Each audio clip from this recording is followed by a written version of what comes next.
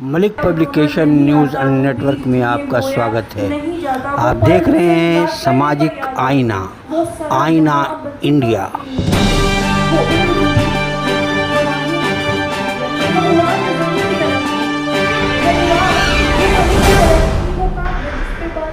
आईना इंडिया कार्यक्रम प्रस्तुत कर रहा है महफिल। आइए चलते हैं हंसराज कॉलेज में, दिल्ली यूनिवर्सिटी के हंसराज कॉलेज में, जहां एक साहित्य का अवार्ड प्रोग्राम चल रहा है। इस कार्यक्रम में युवा कवि और साहित्यकार उपस्थित हैं। आइए देखते हैं इस कार्यक्रम को। वो परिंदा जिसके सिर्फ पैर हो, वो मन जो किसी का हुआ ही नहीं, वो कलम जिसने कागज को कभी छुआ नहीं। जी हाँ, मैं वही बच्चा हूँ जो कभी रोया नहीं। जी हाँ, मैं वही बच्चा हूँ जो कभी रोया नहीं। और कुछ लाइनें। पुराना भूलने के लिए रोज कुछ नया लिखना पड़ता है। पुराना कुछ भूलने के लिए रोज कुछ नया लिखना पड़ता है। नजर ना आ जाए ये बेचैनियां किसी को, नजर ना आ जाए ये बेचैनियां किसी को, इसीलिए कल से थोड़ा बेहतर दिखना पड़ता है। इसीलिए कल से थोड़ा बेहतर दिखना पड़ता है। वो सपना जो पूरा ना हो सका, वो सपना जो पूरा ना हो सका, उसकी याद में रोज थोड़ा थोड़ा मिटना पड़ता है। उसकी याद में रोज थोड़ा थोड़ा मिटना पड़ता है। ये तन्हाई पसंद ना आने लग जाए, ये तन्हाई पसंद ना आने लग जाए, इसीलिए महफिलों में जरूरत से ज्यादा टिकना पड़ता है। इसीलिए महफिलों में जरूरत से ज्यादा टिकना पड़ता है। एक लास्ट पीस है, उसके बाद रैप अप करते हैं।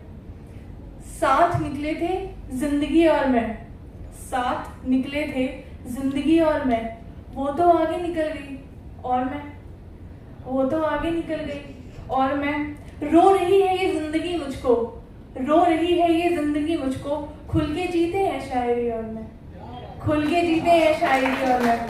मेरा दुख जानते हैं सिर्फ दो लोग, मेरा दुख जानते हैं सिर्फ दो लोग, आईने में खड़ी वो लड़की और मैं, आईने में खड़ी वो लड़की और मैं। और ये समय मानो रुका रुका सा है, ये समय मानो रुका रुका सा है, बस चल रही है मेरी घड़ी और मैं, बस चल रही है मेरी घड़ी और मैं। और कभी तो लगता है कि खुदकुशी कर लूं, कभी तो लगता है कि खुदकुशी कर लूं, कभी लगता है खुदकुशी और मैं। Thank you everybody, you guys have been a great audience, that's been my time, thank you. Group से मेरी बात हुई तो उन्होंने मुझसे एक सवाल पूछा था, और वो सवाल ये सब कविताएं लिखने के बाद, उनके एनजीओ से जुड़ने के बाद, उनके साथ कार्यक्रम करने के बाद भी, इतना मेरे अंदर एक्सेप्टेंस होने के बाद भी उन्होंने मुझसे एक सवाल पूछा था जिसका जवाब मेरे पास नहीं था। और ये जवाब जब तक नहीं मिलेगा तब तक ये कविता मुझे सुनानी पड़ेगी लोगों तक, और ये कविता लोगों तक पहुंचनी जरूरी भी होगी। सवाल ये था कि अगर कल को तुम्हारे घर पे कोई बच्चा पैदा होता है और वो साड़ी पहनकर रोड पे निकलता है तो क्या तुम इसे एक्सेप्ट कर पाओगे? मेरा तत्पर जवाब हाँ था, लेकिन मैं कह नहीं पा रहा था। ये कविता उन्हीं किन्नर समाज को समर्पित है आप सभी के सामने। न लड़की हूं न लड़का हूं, देता दुआ लेकिन श्राप हूं, तीसरा हूं खाली और नाच हूं, हिजड़ा हूं इस समाज का अभिशाप हूं। क्यों नहीं अपनाता कोई, क्यों लोग तोड़ते नाता है, वो कहती है मेरी दुआ जल्दी कबूल करता है रब, तो क्यों मेरे लिए वो बहरा बन जाता है।